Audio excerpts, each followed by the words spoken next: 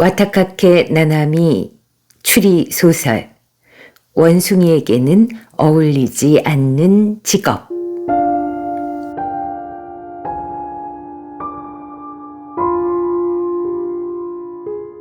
3장.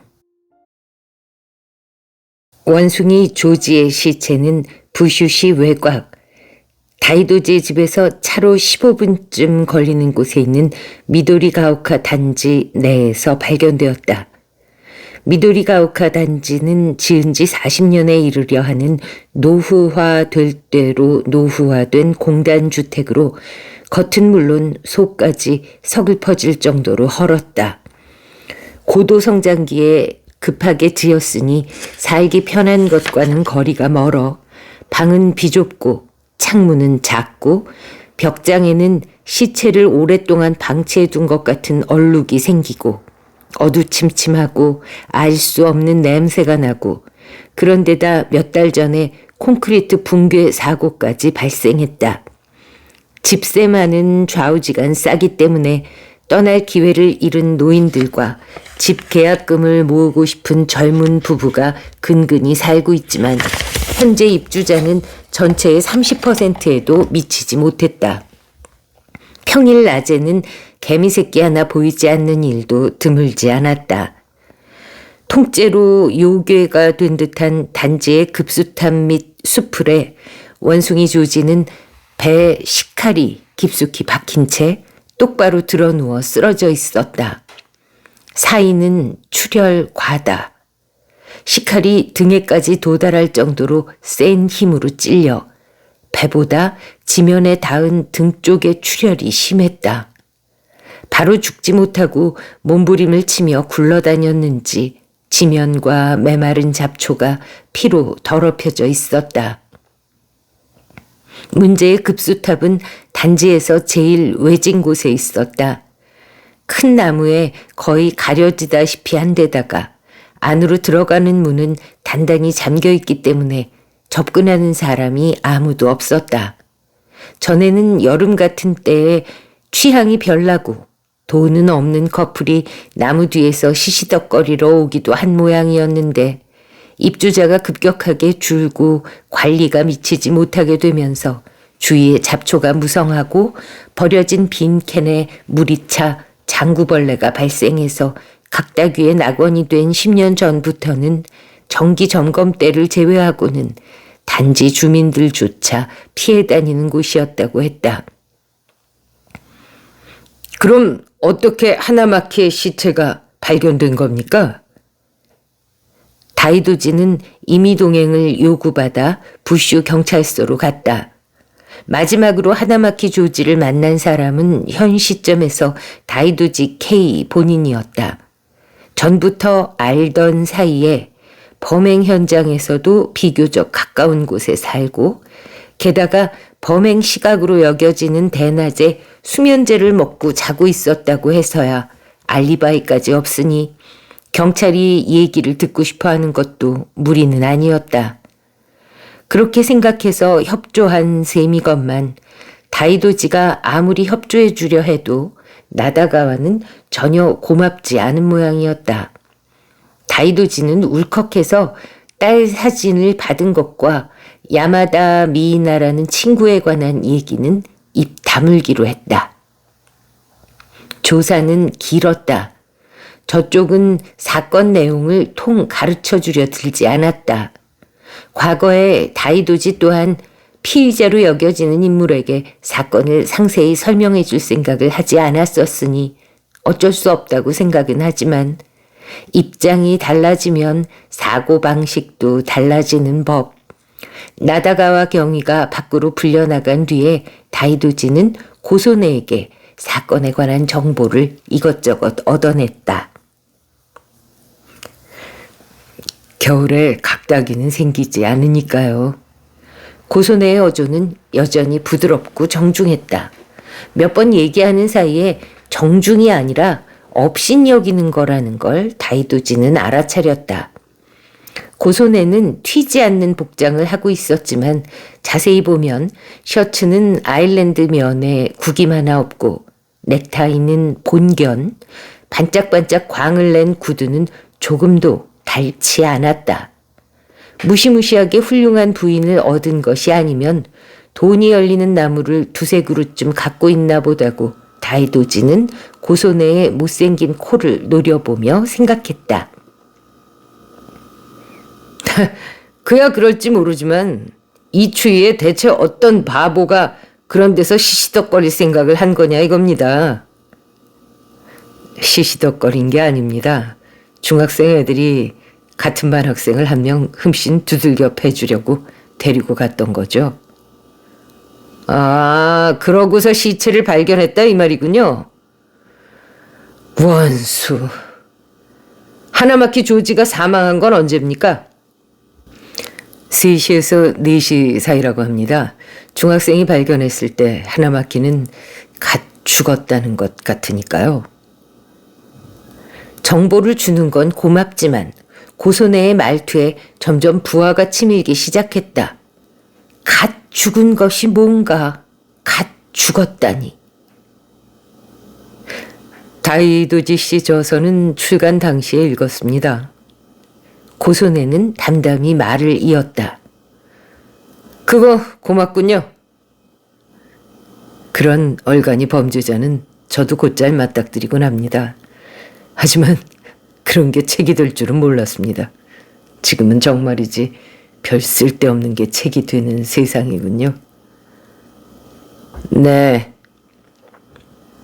멍청한 편의점 강도와 빈집털이 가방 날치기는 수두룩하지만 하나마키 조지만한 건 좀처럼 없죠. 토끼 맥스였던가요? 귀중한 소재죠.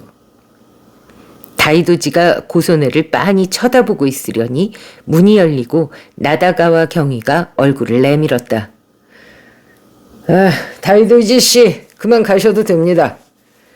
신코쿠 경찰서의 한 조회에서 다이도지에게 호의적인 인물이 답한 게 틀림없었다. 나다가와 경위는 어느새 정중한 말씨로 돌아와 있었다. 하나마키 조지의 부인하고도 연락이 됐습니다.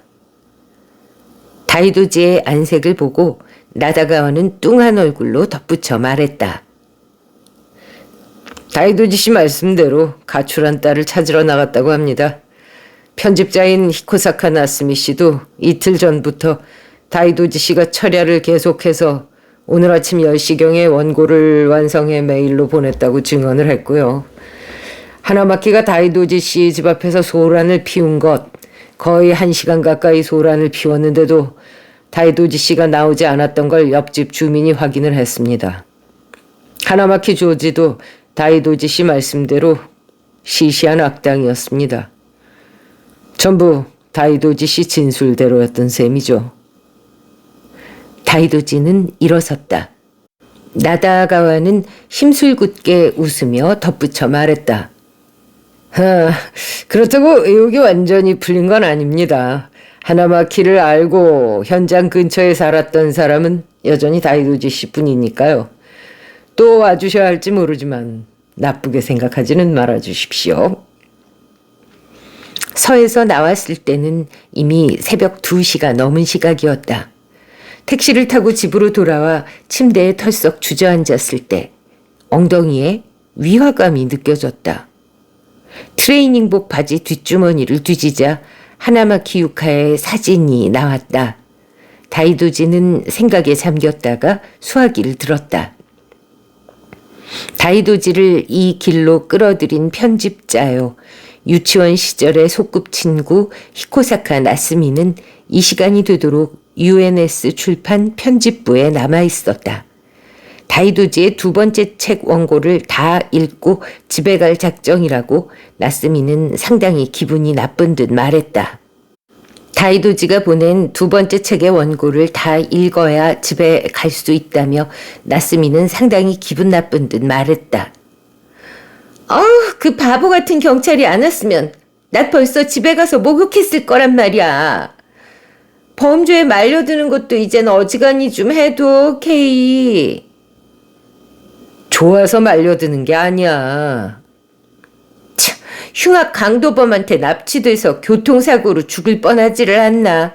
안면이 있는 범죄자가 같은 동네에서 살해되지를 않나. 뭐 그 체험 가지고 한 권 또 써줘도 되긴 하는데. 야, 웃기지 마. 편집장이 직접 부탁드리러 찾아뵙고 싶다더라. 될 수 있으면 앞으로 3번쯤 더 심한 꼴을 당해서 그걸 모아가지고 책 한 권으로 펴내면은 재밌을지도 모르겠대. 좀 봐줘라. 우리 출판사가 왜 UNS 출판인 줄 알아? 마적 출신 전 사장이 붙인 이름인데 말이지. 팔기 위해서는 무슨 짓이든 한다에 머리 글자를 딴 거야. 그래서 UNS 출판. 거짓말이겠지? 진짜니까 무서운 거야. 아, 이번엔 또 뭐냐? 방금 한 말. 죽어도 안 고쳐져의 속편 띠지에 카피로 써야겠다. 진짜니까 무섭다. 이야, 괜찮은 카피 같지 않니? 하여튼 낙천적이로군, 나스미는. 새벽 2시까지 일하고 있다구나. 낙천적이기라도 해야지. 안 그러면 어쩌겠니? 머리 풀어헤치고 기름 핥는 것보다는 낫잖아. 근데 전화는 왜? 나스미의 어조가 갑자기 또렷또렷해졌다.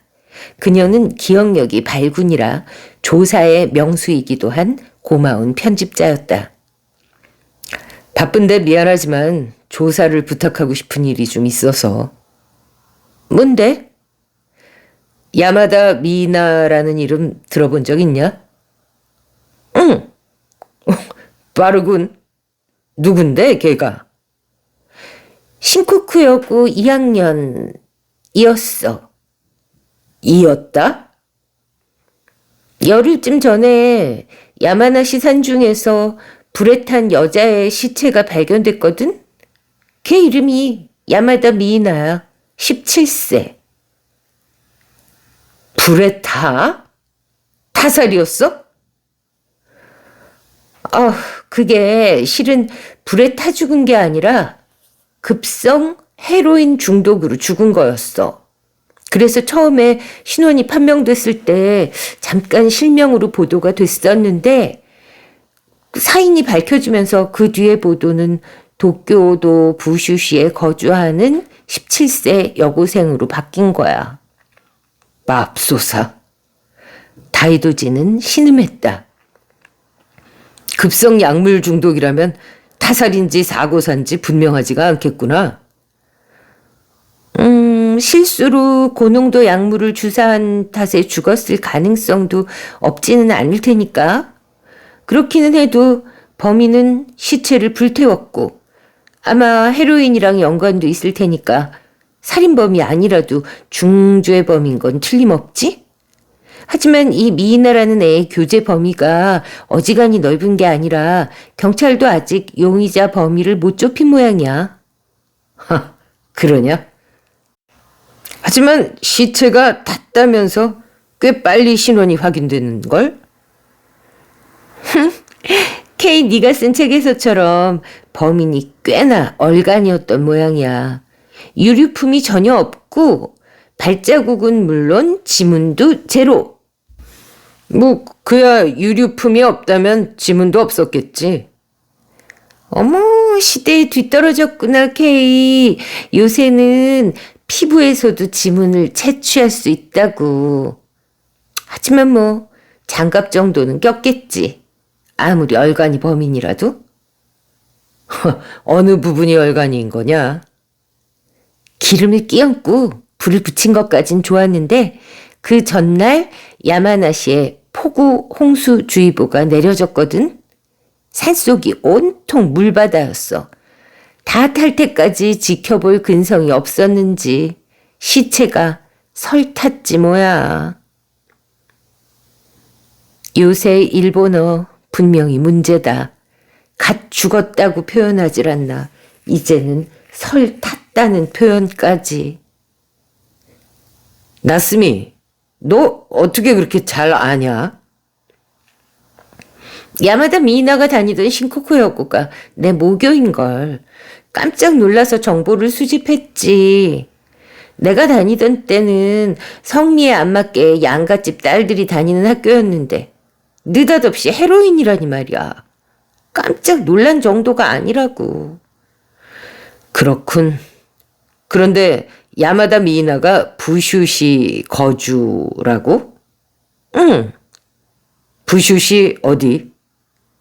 나스미가 만족스레 입술을 핥는 소리가 들리는 것만 같았다. 응? 어디일 것 같아? 미도리 가오카.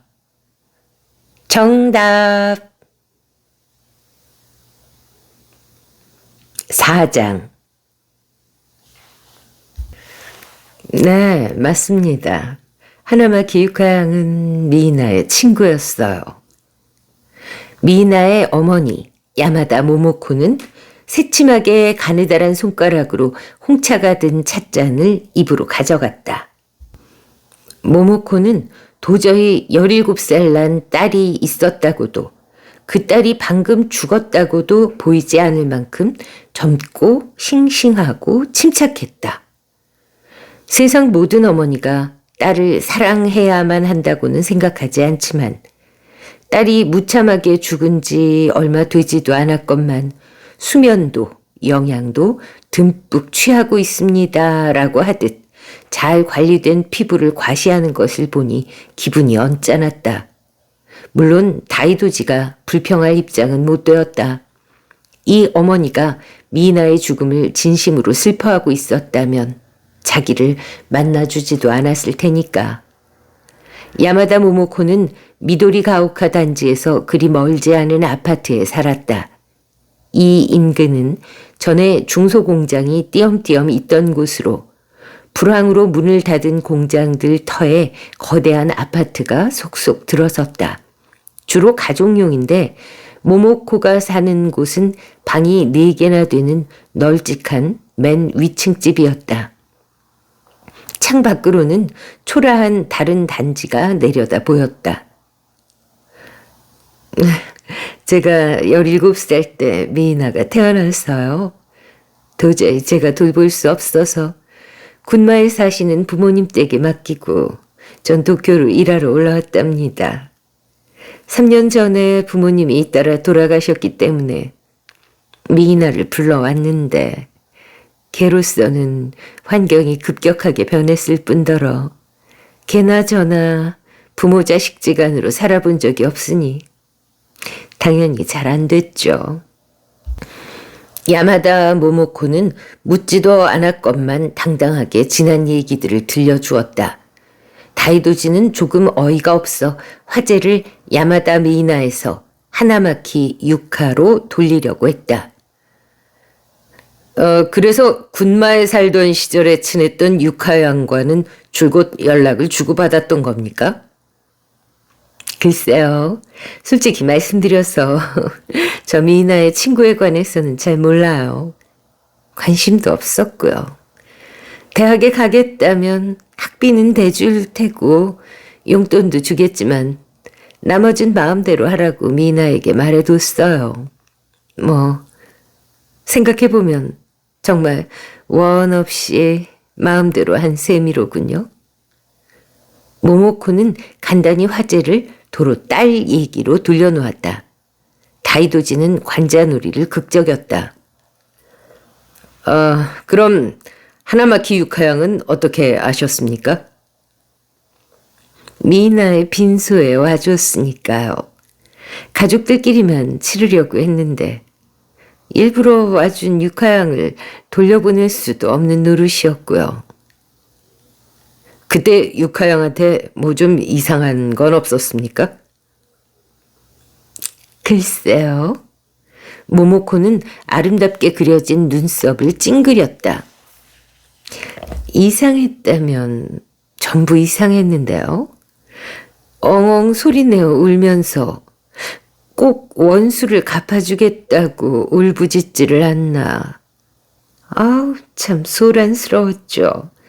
슬퍼해주는 건 고맙지만 약간 과장되고 보고 있기 겸연쩍더라고요.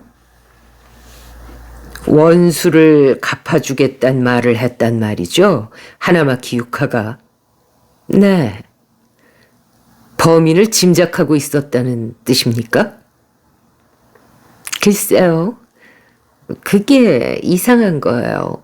그렇게 소란을 피우니까 빈소에 와 있던 형사님이 유카 양을 주목했던 모양이에요. 하지만 그 애가 인사도 안 하고 그냥 가버리는 바람에. 보통 밤샘 자리에서는 작별 인사를 하지 않고 가는 게 당연하다.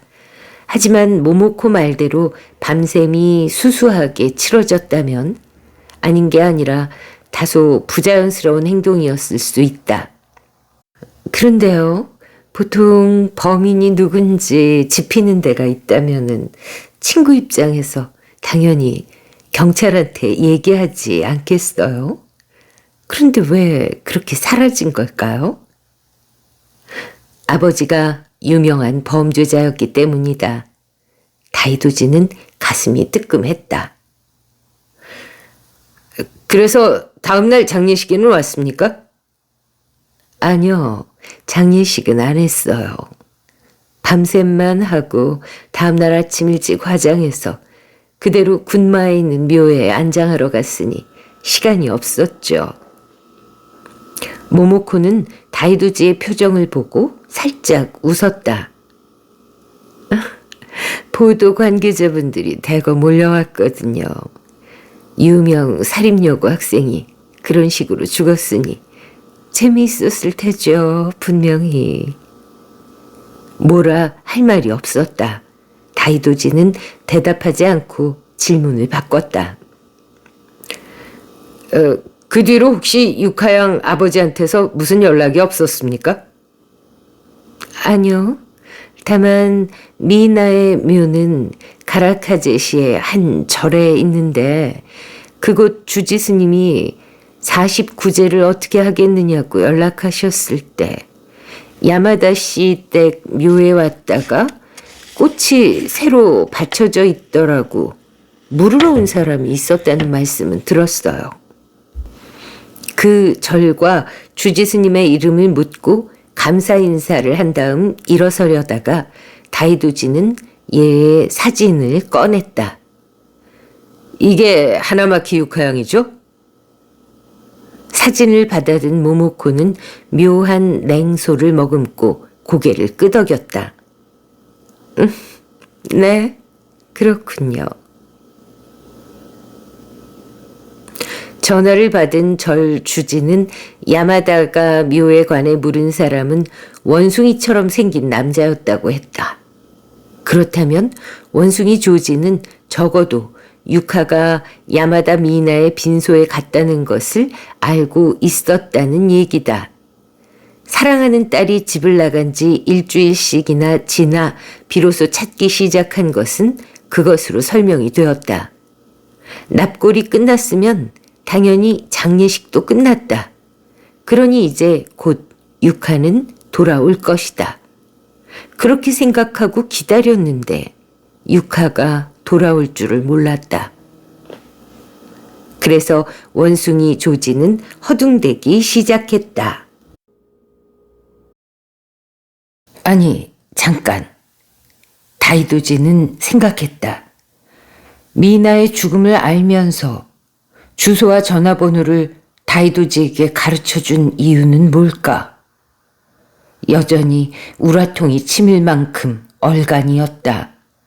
다이도지가 딸을 찾아주기를 진심으로 원했다면 처음부터 알고 있는 사실을 있는 그대로 털어놓았으면 될 것 아닌가.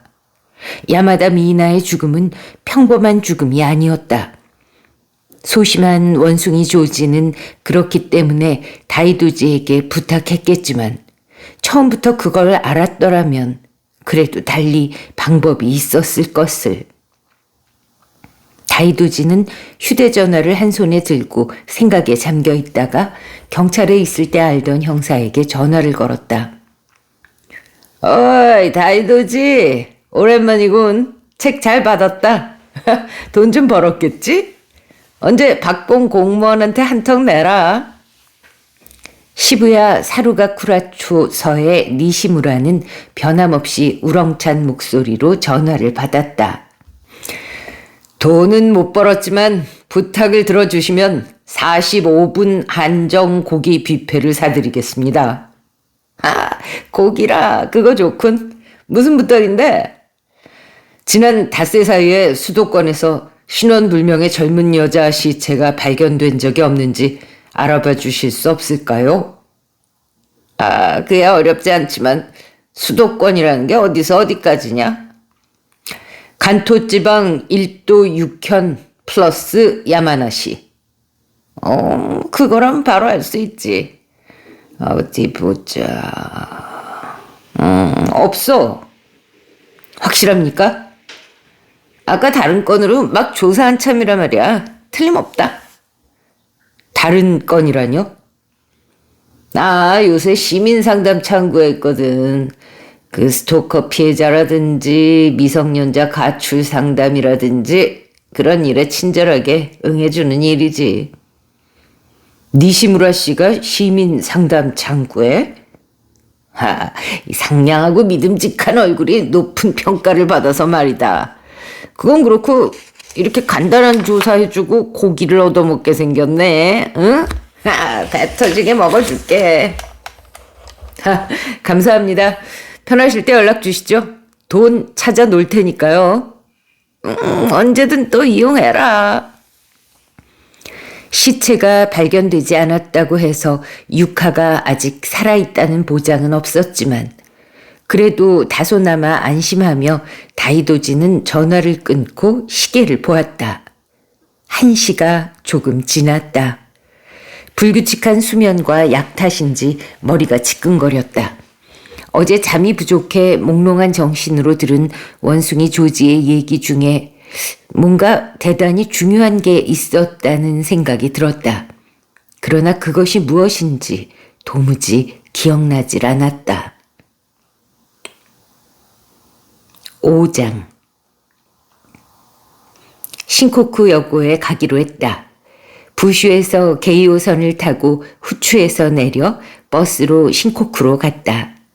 하교 중인 듯한 교복 차림의 3학년 2인조에게 말을 걸었다. 야마다 얘기라면 우린 몰라요. 2인조는 수상쩍은 듯 다이도지를 훑어보았다. 아저씨 뭔데요? 매스컴 관계자? 학교에서 매스컴 쪽하고는 야마다 얘기하지 말랬어요. 실은 알고 싶은 건 야마다 미이나가 아니라 그 학생 친구에 관해서란다. 이 애인데 사진을 보였다. 미이나 양 밤샘 이후로 행방불명이 돼서 말이지 부모님이 걱정하고 계셔. 혹시 미이나 양 친구라면은 이 아이에 관해서도 알지 않을까 해서 미이나 양의 친구를 찾고 있는 거야. 그럼 아저씨 뭐 탐정이나 그런 거예요? 그렇지. 어머 재밌다. 처음 봐요. 2인조는 입을 모아 까르르 까르르 웃었다. 그 나스미가 졸업생이라는 것만 봐도 신코쿠 여고가 양갓집 딸들 학교라는 건 착오가 아닐까 했는데 그냥 착오가 아니라 엄청나게 큰 착오였다. 양갓집 딸들 학교라기보다는 동물원에 가까웠다.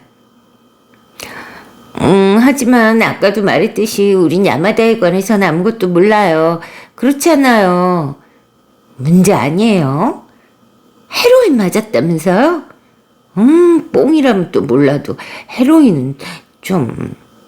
걔 원래 돈 많은 거랑 남자한테 인기 있는 거밖에 자랑거리가 없다고 할지 머리가 완전 꽝이라고 친구들이 그러던데 인기가 있다고 해야 되나?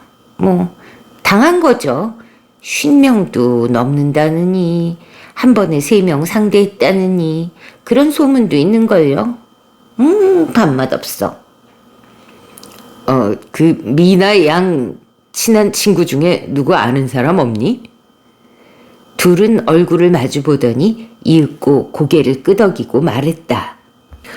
역시 매구밖에 없으려나?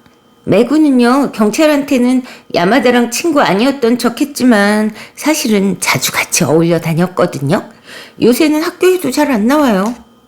매구네 집도 야마다처럼 엄마랑 단 둘이고 가정 내 절연 상태랬어요.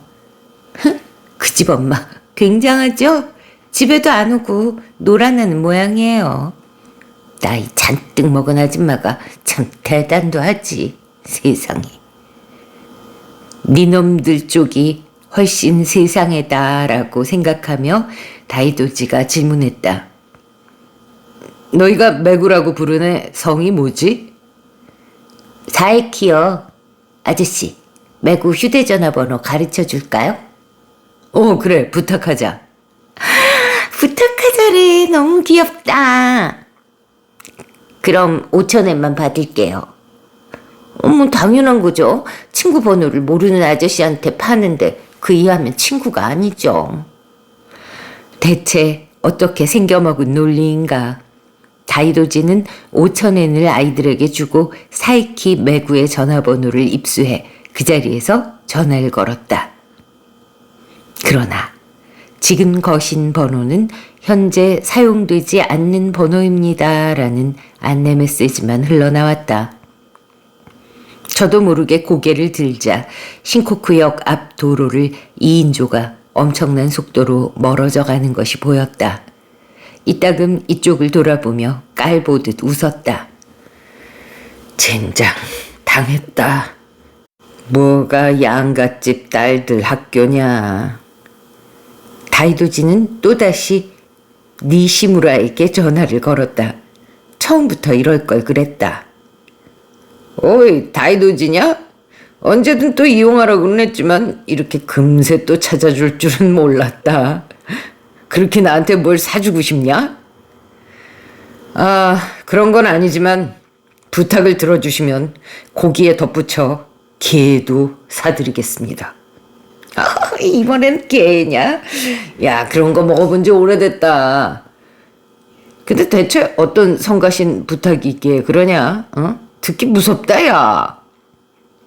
다이도지는 신코쿠 여고에 다니는 사이키 매구의 주소를 알고 싶다고 설명했다. 그런 거라면 금세 할 수 있지. 잠깐 기다려. 가끔씩 음정이 틀리는 소녀의 기도를 지겹도록 들은 끝에 니시무라가 돌아왔다.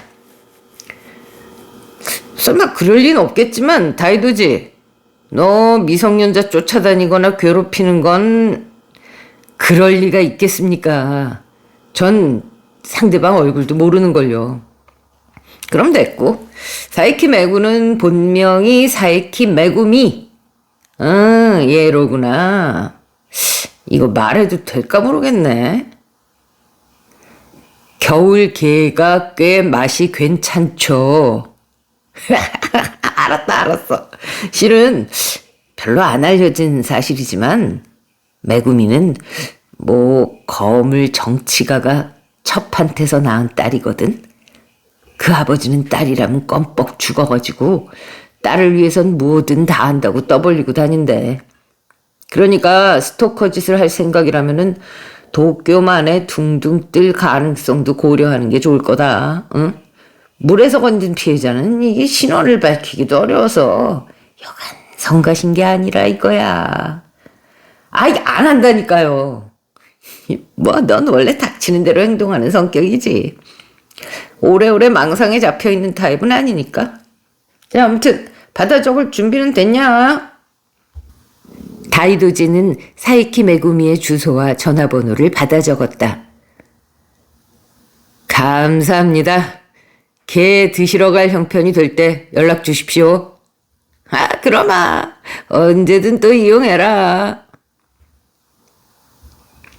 6장. 사이키 메구미의 집은 부슈시 도하쿠다이에 있었다. 야마다 미이나가 살던 미도리가오카에서 엎어지면 코 닿을 곳이었다. 부슈는 치안이 좋고 살기 좋은 반면 도심에서 멀고 생활감이 배어나오는 살짝 촌스러운 동네로 정치가의 전 정부나 야마다 모모코처럼 화려한 여자들이 좋아하며 살 듯한 곳은 아니었다. 아니면 다이도지가 모르는 사이에 부슈 지역이 그런 여자들을 끌어당기는 곳이 되었나? 아니면 그래도 자식의 생활 환경을 고려했던 탓일까? 택시를 타고 후추까지 돌아가 게이오선을 타고 도하쿠다이역에서 내렸다. 사이키 메구미가 사는 아파트는 역 앞에 우뚝 서 있었다.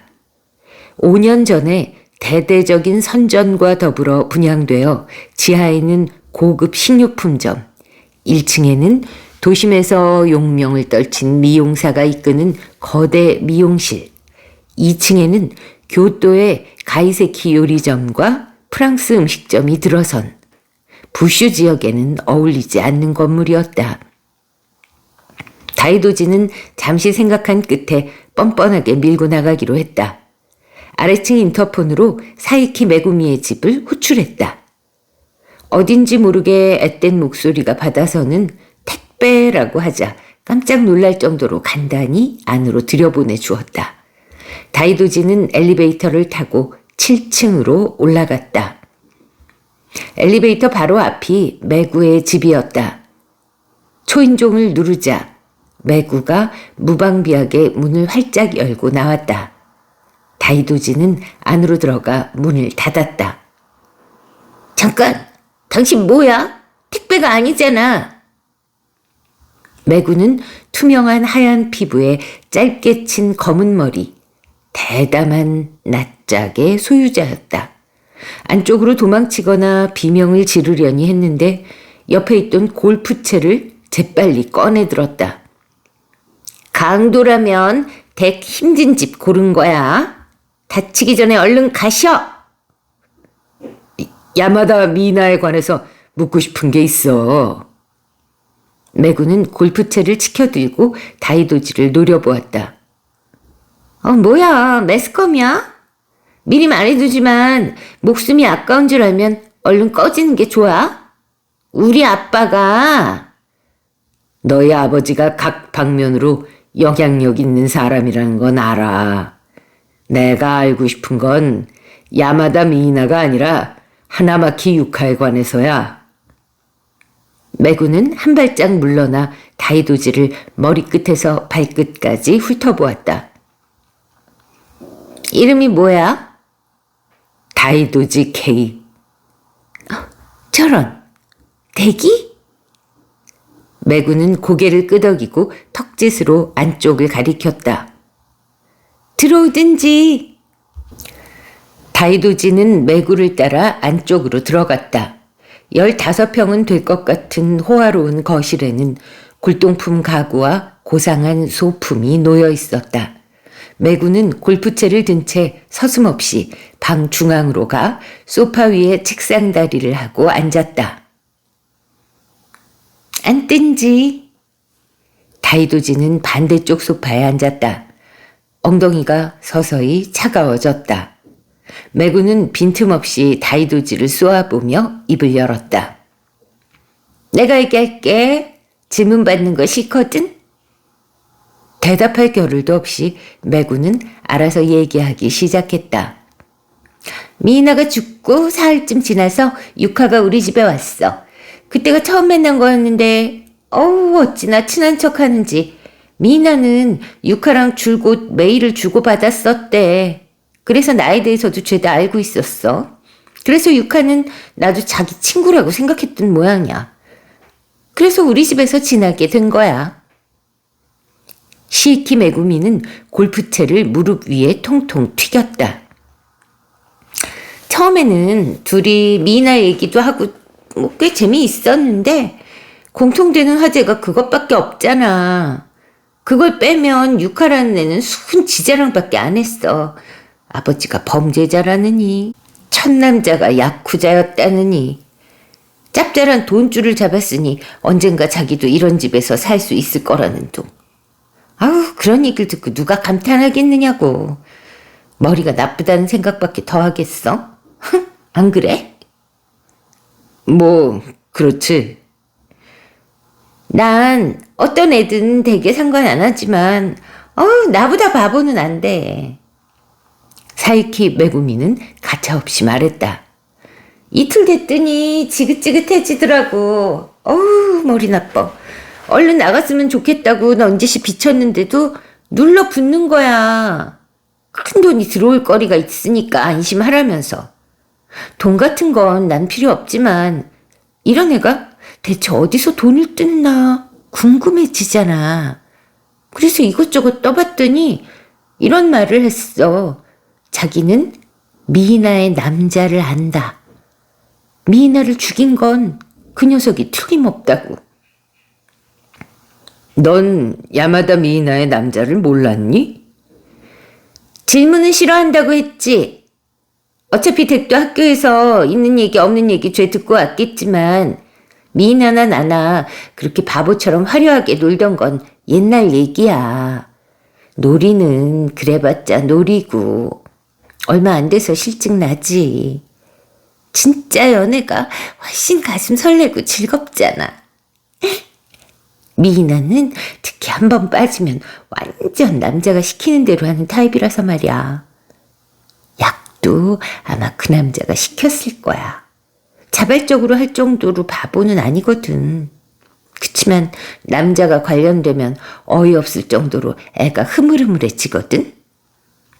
매구는 소파에 기대 앉았다. 난 그런 거 보고 가만히 있을 수 있는 타입이 아니니까 약하는 걸 알았으면 당장 그만두게 했을 거야. 그 탓이랑 또 아마 남자가 말하지 말랬겠지. 미나는 그 남자에 관해서만큼은 묘하게 입이 무거웠어. 그렇기 때문에 그만큼 유카한테는 떠들었겠지. 유카는 그걸 인정했니?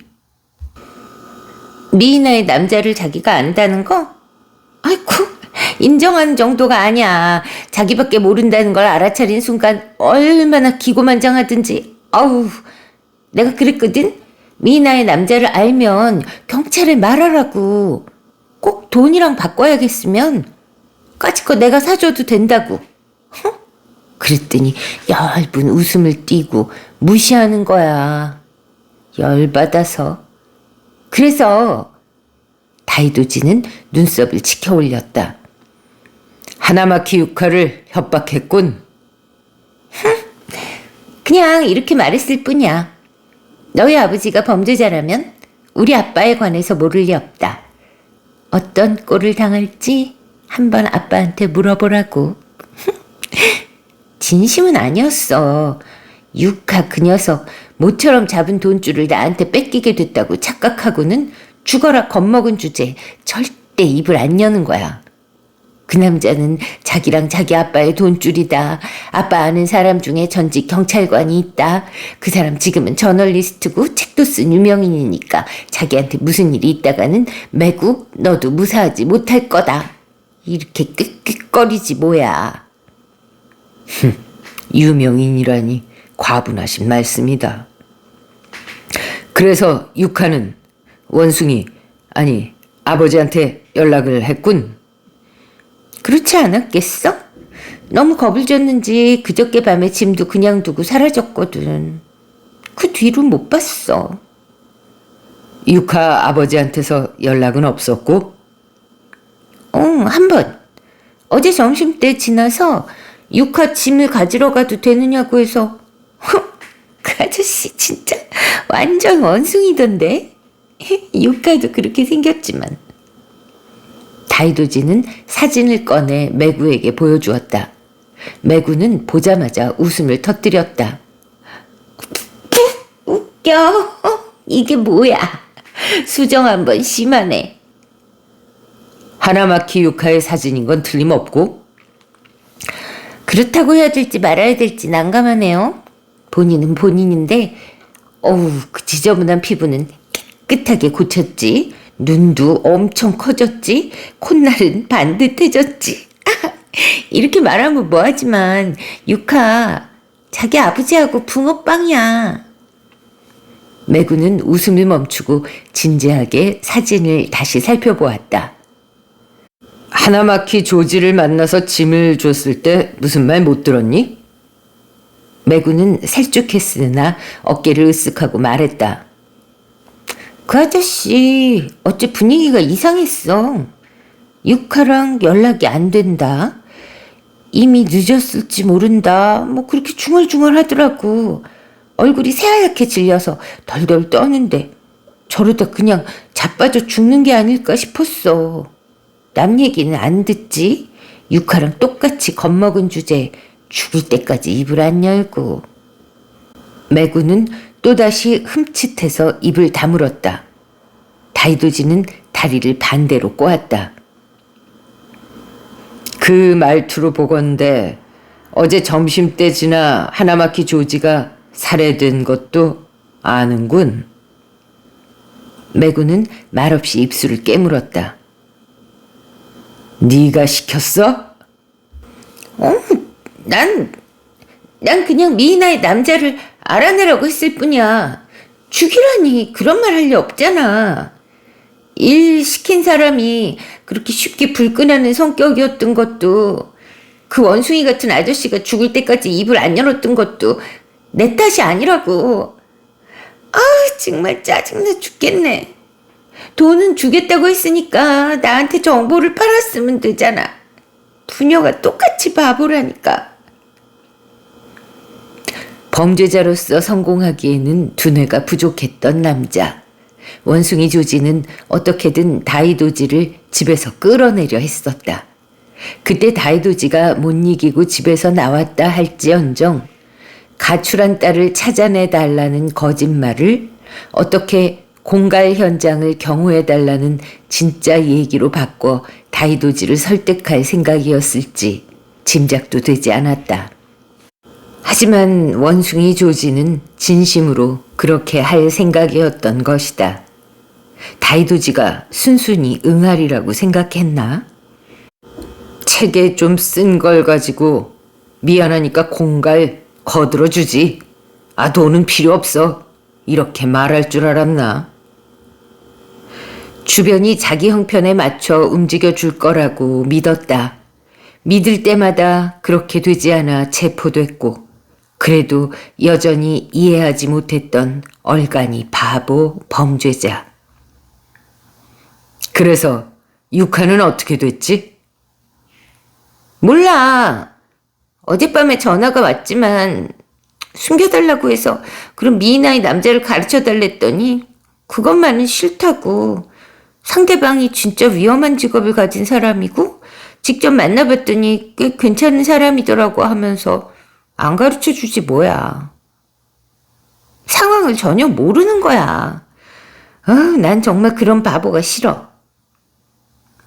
매구는 한숨을 내쉬고는 다이도지를 올려다보았다.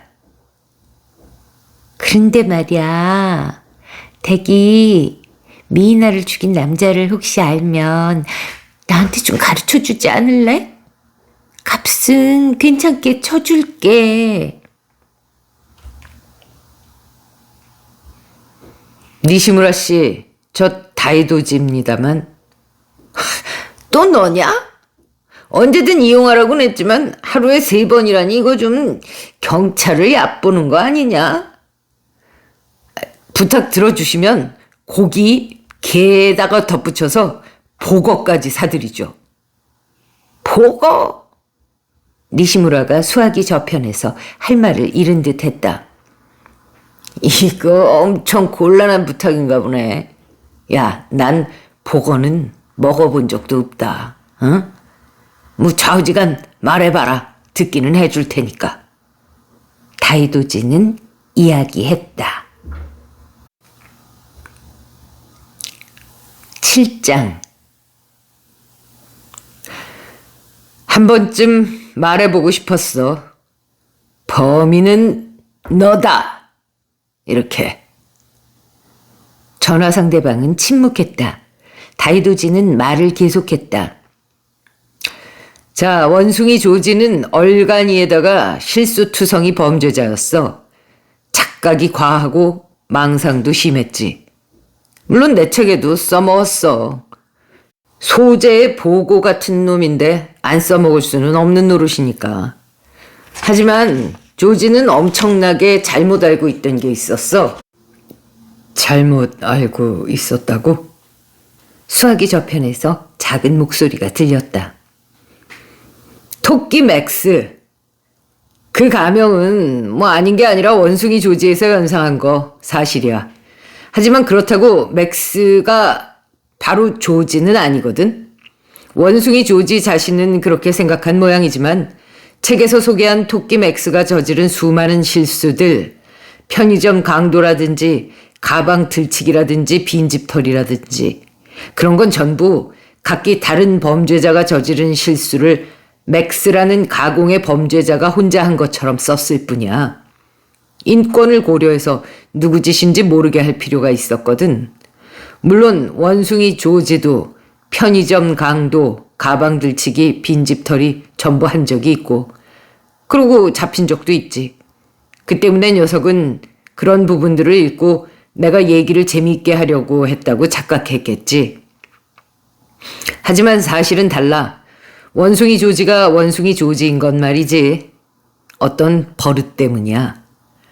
원숭이 조지를 직접 아는 경찰관이라면 누구나 아는 사실이지만 그놈은 거짓말을 할 때는 귀가 쫑긋거려. 그러니 아무리 시치미를 때려 해도 소용이 없는 거야. 무슨 짓을 해도 바로 들통이 나지. 하지만 본인한테 그 사실을 가르쳐줄 경찰관은 없어. 전직 경찰관도 마찬가지고. 댁도 그렇게 생각하겠지, 고소네 씨? 고소네 갠 경사는 대답하지 않았다. 자, 원숭이 조지는 자기 버릇을 몰랐어. 누가 가르쳐 주겠어? 경찰에 손 안을 내보이는 거나 같은 일인데. 신코쿠서의 원숭이 조지에 관해 문의한 나가다와 씨도 그 얘기를 들었겠지. 하지만 어째선지 덱은 원숭이 조지하고 토끼 맥스를 동일 인물이라고 생각했어. 그렇게 생각하는 사람은 덱 말고는 하나마키 부녀밖에 없었을 텐데. 즉, 덱은 그 두 사람을 알고 있었다는 얘기야. 아마 하나마키 유카한테 그 얘기를 듣고 조지 이퀄 맥스서를 믿었겠지. 유카가 돈을 뜯으려 했던 야마다 미나의 진짜 위험한 직업을 가진 남자는 바로 덱이었던 거야. 아까 아는 사람한테 부탁해서 알아봤더니 덱이 전에 근무했던 경시청 수사과 집안에서 압수된 헤로인이 없어지는 사건이 있었다더군. 너무 체면 구겨지는 일이라 공표는 일절 안 됐다던데. 제가 야마다 미나를 죽였다는 겁니까? 고소네는 정중한 어조로 물었다. 죽였는지 사고였는지 그런 건 내가 알게 뭐야. 어느 쪽이든 이 일이 드러났다간 덱의 인생은 끝장이야. 그렇군요. 하지만 다이도지 씨, 증거는 없어요. 하나마키 유카가 말 안 합니다, 그 애는. 말 못한다고 할 수도 있지만요.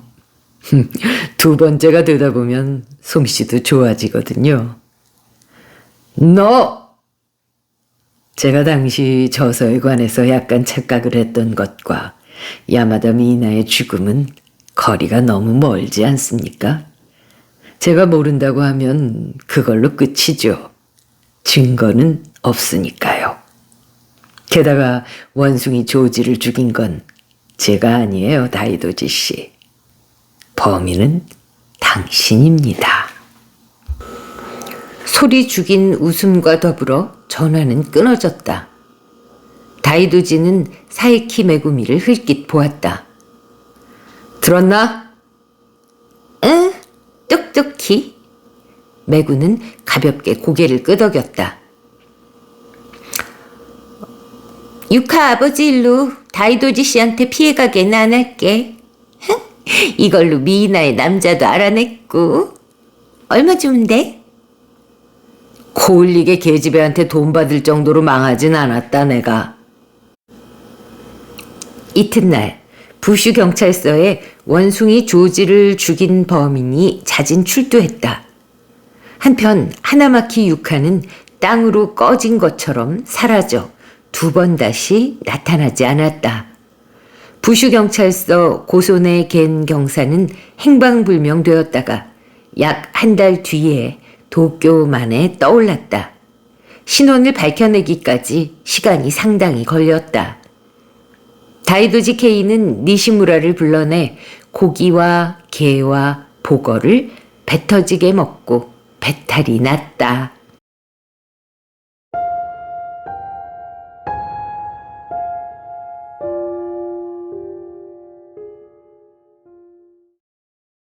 네, 재미있게 들으셨습니까? 이 다이도지 케이가 원래 추리력이 탁월하고 한 방에 마지막에 막 쫙 풀어내는 매력이 있는데 요 작품에서는 그 왜 자꾸 전화했던 니시무라님 있죠? 그분 도움으로 해결이 됐네요. 그래도 이것저것 굉장한 추리력을 가졌는데 사실 저는 그런 쪽으로는 좀 둔해가지고 어떤 게 대단한 건지 모르겠는데 아무튼 이 사람의 추리력이 엄청 대단하다고 평이 자자합니다. 이쪽으로 잘 돌아가시는 분들은 이해하셨겠죠? 네, 이렇게 두 번째 다이도지 케이 최후의 사건 두 번째 이야기가 실려있는 원숭이에게는 어울리지 않는 직업 소개해드렸습니다. 정말 이렇게 얼간이 범죄자들이 있기는 있는 모양이에요. 책으로 만들어질 정도니까요. 네, 재미있게 들으셨다면 좋아요, 구독 부탁드립니다. 또 공유, 알림 설정, 그리고 무엇보다도 댓글 이런 것들이 아주 큰 도움이 됩니다. 또 쿠팡에서 쇼핑할 일이 있으시면 안잡이 그 링크 타고 들어가셔서 쇼핑하시면 안잡이한테 또 유튜브 수익의 6%가 오는 거 아시죠? 아유, 큰 도움이 됩니다. 네, 이것저것 많은 것을 부탁드리면서 물러가겠습니다. 이 작품을 여러분이 듣고 계신 때가 어느 때일지 궁금한데요. 녹음하는 현재는 정말 다사로운 봄밤입니다. 여러분 행복한 밤, 아침, 낮 되세요. 네, 물러갑니다. 감사합니다.